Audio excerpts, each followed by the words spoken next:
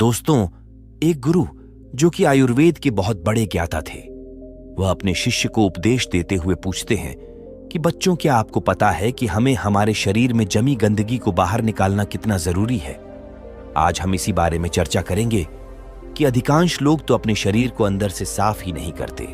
तो आज इसी के बारे में महत्वपूर्ण शिक्षाएं मैं आप सभी को देने वाला हूं। यदि आप स्वस्थ रहना चाहते हैं, बिना रोगों के जीवन जीना चाहते हैं, तो आपको अपने शरीर के अंदर से साफ करना बेहद जरूरी हो जाता है। फिर एक शिष्य वहां से उठकर गुरुदेव से पूछता है कि गुरुजी, आप हमें शरीर को साफ रखने के लिए क्या क्या वह प्रक्रिया है, क्या वह नियम है, वह बताइए। और शरीर को अंदर से साफ रखने से इनके क्या क्या फायदे हैं और ना रखने पर क्या क्या नुकसान हो सकते हैं, किन किन बीमारियों का हमें सामना करना पड़ सकता है, वह भी आप हमें विस्तार में कृपया बताएं।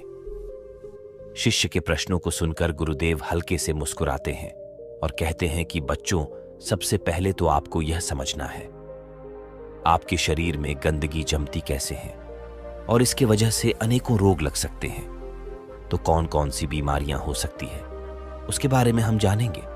फिर जानेंगे कि हम अपने शरीर के भीतर की गंदगी को साफ कैसे करें, शरीर को अंदर से साफ और स्वस्थ कैसे रखें। तो सबसे पहले तो यह जानना जरूरी है, जब आप कुछ खाते हैं तो उसका बॉडी में जाके होता क्या है। तो वह खाना आपके पेट में जाता है, जहां पे वह टूटता है, फिर आपकी आंतों में जाता है, फिर आखिर में वह वेस्ट बनकर शरीर के बाहर निकल आता है। तो यहां पर समझने की बात यह है कि आपको क्या लगता है कि हर खाने को इस प्रक्रिया से गुजरने में सेम समय लगता है? तो इसका जवाब है नहीं, फलों को गुजरने में लगते हैं लगभग 3 घंटे। 1 घंटा आपकी पेट में, 1 घंटा स्मॉल इंटेस्टाइन में और 1 घंटा लार्ज इंटेस्टाइन में, और वहीं पर सब्जियों को लगते हैं लगभग 6 घंटे। क्या आप जानते हैं कि अनाज जैसे कि रोटी, चावल, दालों आदि को कितना टाइम लगता है? लगभग इस प्रोसेस में 18 घंटे लग जाते हैं। इसे पचने में, शरीर से बाहर निकलने में 18 घंटे लग जाते हैं। लेकिन यहां पर आपको समझना यह है कि जिस खाने में पानी जितना कम होता है, उसको शरीर से बाहर निकलने में उतना ही ज्यादा समय लगता है। अब अन्न को पाचन होने में लगते हैं 18 घंटे। लेकिन हम में से अधिकांश लोग तो दिन में 3-3 बार, 4-4 बार अन्न खा रहे हैं। इसका मतलब पहले वाला अन्न हमारे शरीर में पचा नहीं, बाहर निकला नहीं, उस पर हम और अन्न डाल दिए और फिर प्राकृतिक रूप से पहले वाला खाना जो है वो हमारे शरीर से बकार के रूप में नहीं निकल पाता। अंदर ही अंदर वह सड़ने लगता है, उसमें वायरस, फंगस और कीड़े पैदा होने लगता है। आपने शायद लोगों के पेट में कीड़े मिलने वाली कहावत तो सुनी ही होगी। आप सभी के पेट से कभी ना कभी कीड़े निकले ही होंगे, और यह कीड़े इसी वजह से जन्म लेता है कि पेट में पड़ा पड़ा खाना सड़ रहा है और हम लगातार शरीर में अन्न लेते रहते हैं। इसी की वजह से जब हमारे शरीर में अपचन होती है, कीड़े काटते हैं, तब हम की मारने वाला वो दवाई ले लेते हैं, वो चाली की टैबलेट ले लेते हैं जिससे पेट के सारे कीड़े बाहर आ जाए। ऐसा करते हैं, हमको पता ही होगा पेट में कीड़े होते हैं, तो ऐसा तो नहीं कि हमने कीड़े खाए तो वो कीड़े वहां तक पहुंचे। कैसे? तो दरअसल वहां पर सड़ रहे ना पचे, खाने के कारण पैदा होते हैं।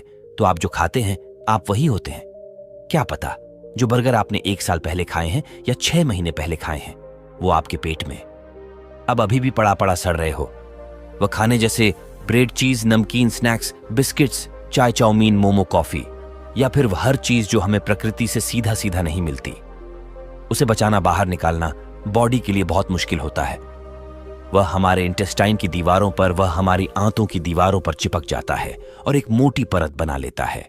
भीतर से हमारी आंत कुछ इस प्रकार की दिखती है, उसमें लाख छोटे छोटे उंगलियों जैसे उभार होते हैं जिसे हम भिलाए कहते हैं। इन आंतों पर जो भी लगा होता है उनको यह भिलाए सोच लेता है और हमारे खून में भेज देते हैं, और खून के जरिए वह हमारे शरीर के हर अंग में पहुंच जाता है।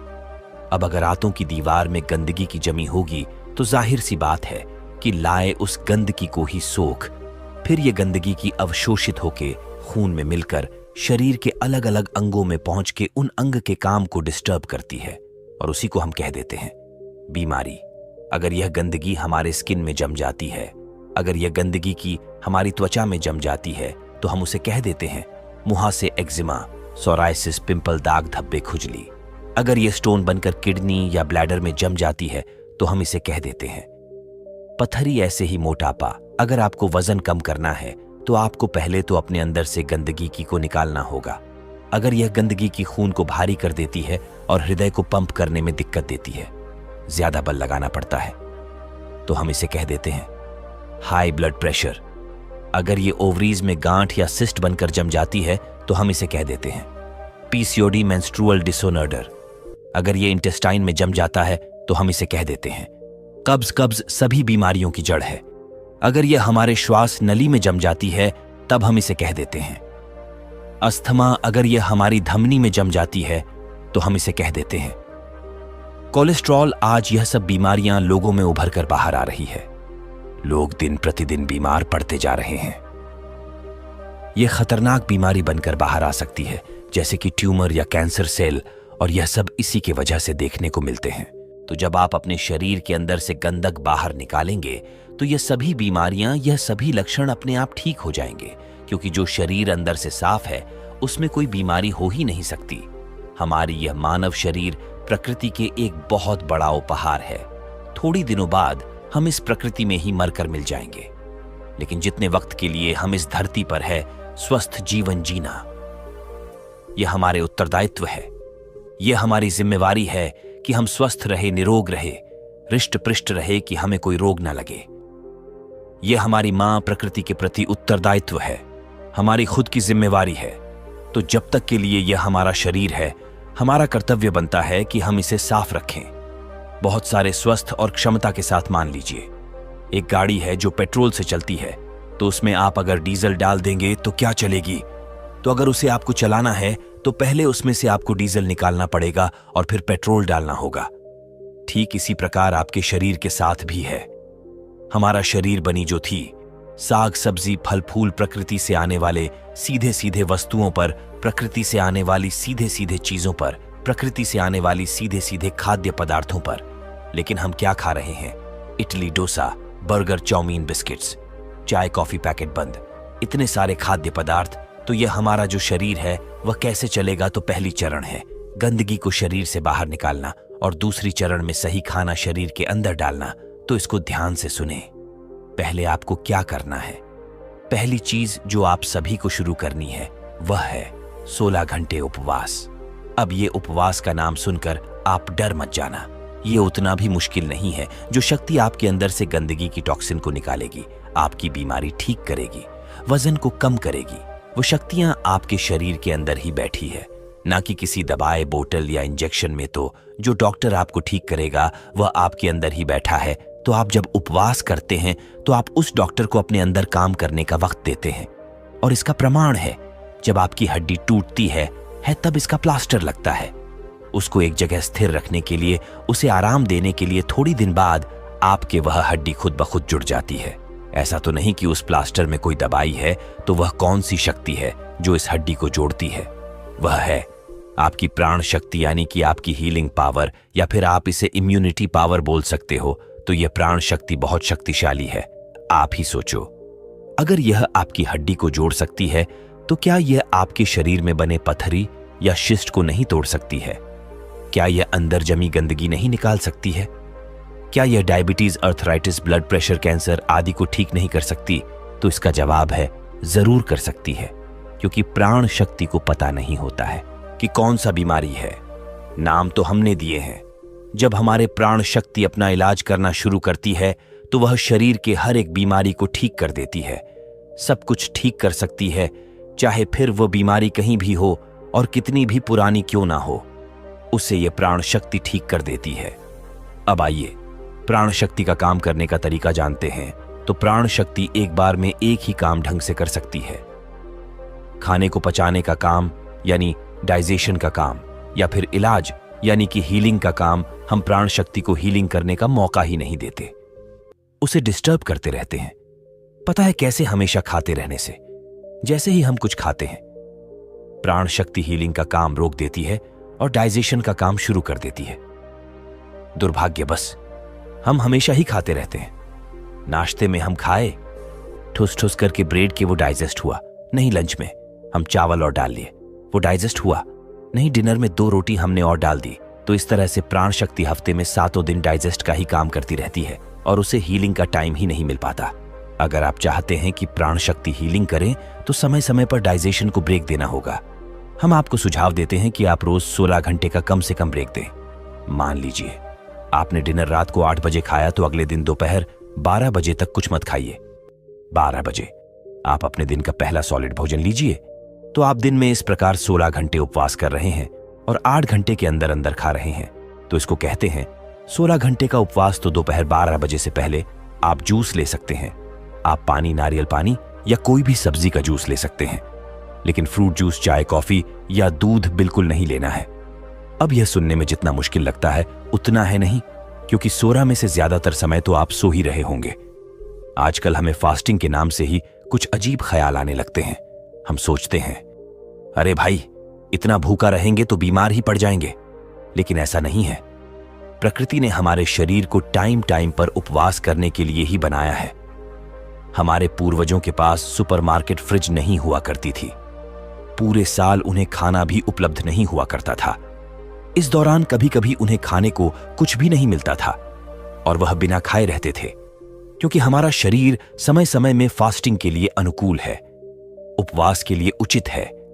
असमंजस तो यह है कि हम दिन में दिन भर खाते ही रहते हैं। आपको दिन में कौन से 16 घंटे उपवास करने हैं, वह आपकी मर्जी हो सकता है कि आपको दोपहर 12 बजे तक कुछ मत खाना, आपके लिए मुश्किल हो, लेकिन आपको दिन का आखिरी भोजन शाम 6 बजे खाने में कोई प्रॉब्लम ना हो। ऐसे में आप शाम 6 बजे से लेकर अगले दिन 10 बजे तक उपवास रख सकते हैं। अगर आप कोई जॉब करते हैं तो कम से कम इतना करिए कि अगले दिन दोपहर 1 बजे तक कुछ सॉलिड खाना ना खाए। ऐसे ही रोज 16 घंटे का उपवास के द्वारा हमारे प्राण शक्ति को थोड़ी हीलिंग का टाइम मिल जाता है। अगर आपको 16 घंटे बहुत ज्यादा लगते हैं, कोई बात नहीं, आप 14 घंटे का उपवास से शुरुआत कीजिए और धीरे धीरे उससे बढ़ाकर 16 घंटे पर ले जाइए। 12 घंटे उपवास तो शायद आप अभी भी कर रहे होंगे। मान लीजिए आपने रात के भोजन 8 बजे खाया और अगला भोजन अगले दोपहर 12 बजे खाया। आपका डिनर हल्का है तो यह करीब 6 घंटे में डाइजेस्ट हो जाएगा। तो रात 8 बजे से लेकर सुबह 2 बजे तक आपके डाइजेशन पीरियड चल रहे हैं, यानी कि भोजन पचाने के घंटे जैसे ही भोजन पच जाता है। प्राण शक्ति क्या शुरू कर देती है? इलाज का काम, यानी कि हीलिंग, यानी कि 10 घंटे आपके हीलिंग आवर्स होंगे। इस दौरान आपकी प्राण शक्ति टिश्यूज को रिपेयर करती है, स्किन से पुराने दाग धब्बे को दूर करती है, डेड सेल को बदलती है, स्टोन यानी कि पथरी को निकालती है, फैट को घटा है, सिस्ट फाइब्राइजर कर हार्मोन को निकालती है, आंतों में जमी सभी गंदक को हटाती है, एल्विस में से म्यूकस को साफ करती है, धमनी में से कोलेस्ट्रॉल को निकालती है। हराहरी में कहा जाए तो उपवास के दौरान आपके प्राण शक्ति शरीर के हर अंग में जाकर वहां पर टॉक्सिन्स, गंदगी या बेकार वस्तुओं को उठाकर मल, मूत्र, पसीना और श्वास के जरिए बाहर फेंक है। इस प्रकार शरीर को डिटॉक्स करती है। एक बात का ध्यान रखिएगा, आपका शाम का भोजन हल्का होना चाहिए। हमारा सुझाव में यही है कि आप रात को सैलेड या सूप खाएं जो कि आसानी से पच जाए। अगर आप कुछ भारी भरकम खाते हैं, भारी अनाज ले लेते हैं, जिससे कि रोटी, चावल या दाल, तो उसको बचने में अधिक समय लग जाएगा और जो हमारे अंदर है प्राण शक्ति, उसको हीलिंग आवर्स नहीं मिलेंगे, शरीर को इलाज करने के समय नहीं मिलेंगे। हम आपको यह भोजन नियम सुझाव करते हैं। सुबह उठने के थोड़ी देर बाद जूस लीजिए, जैसे कि नारियल पानी या सबसे अच्छा सफेद पेठे का जूस। यह नहीं हो तो किसी सब्जी का जूस पी ले। फिर 2 घंटे के बाद नाश्ते में एक बड़ी प्लेट में किसी भी मौसम के फल लीजिए। फिर लंच में दोपहर के खाना में आप अन्न ले सकते, किसी भी सब्जी या सात्विक रोटी ले सकते हैं। ध्यान रखें, अन्न कम से कम लेना है और सब्जी ज्यादा। और डिनर में आप शाम के भोजन में आप सात्विक सलाद या सात्विक जूस ले लीजिए। बीच में भूख लगे तो नारियल पानी या फिर कच्चे नारियल की कीड़ी ले। और साथ ही साथ एक बात का ध्यान रखना, कभी अधिक भोजन नहीं लेना, ओवर ईटिंग नहीं। ठीक है, ये मत सोचिए कि मैं तो हेल्दी खा रहा हूं तो कितना भी खा सकता हूं। खाना खाकर उठने से पहले पेट में थोड़ी जगह खाली हमेशा रखना। आपकी बीमारी कितनी जल्दी ठीक होती है, ये इस पर निर्भर करता है कि आप बॉडी को कितने हीलिंग आवर्स देते हो। अगर आप रोज 16 घंटे उपवास कर रहे हैं तो इस हिसाब से हफ्ते में आपने दे दिए। 112 घंटे 1 महीने में आपने करीब दे दिया। 450 हीलिंग आवर्स 3 महीने में 1500 हीलिंग आवर्स और 1500 हीलिंग आवर्स में सभी बीमारियां, diabetes, cholesterol, PCOD, stone, high blood pressure आदि सभी जड़ से ठीक हो सकती है। अगर आपकी एज कम है तो इससे भी ज्यादा कम समय लगेगा। बस बैलेंस डाइट को, सात्विक भोजन को पालन करना मत भूलिए। उपवास भी उतनी ही जरूरी है जितना कि खाना खाना जरूरी है।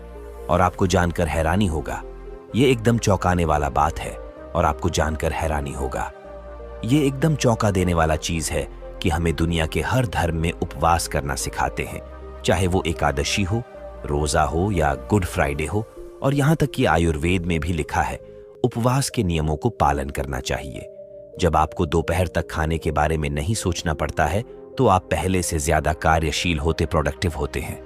आप दिन में पहले से ज्यादा काम निकाल पाते हैं क्योंकि आपको हर समय खाने के बारे में नहीं सोचना पड़ता है। और आखिर में गुरु कहते हैं कि अब आप तो समझ ही गए होंगे कि हमारे शरीर को साफ करने के लिए अपनी गंदगी को बाहर निकालना कितना जरूरी है, और यह शिक्षाएं घर घर में पहुंचने चाहिए। लोग जागृत होंगे तभी स्वस्थ रहेंगे।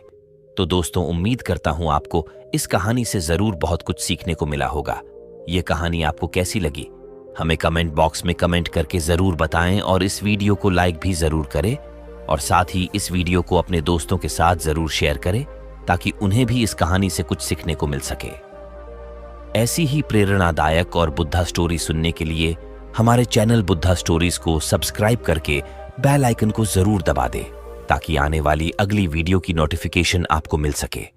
इस वीडियो में बस इतना ही। मिलते हैं अगली वीडियो में। जब तक के लिए अपना ख्याल रखिएगा। धन्यवाद।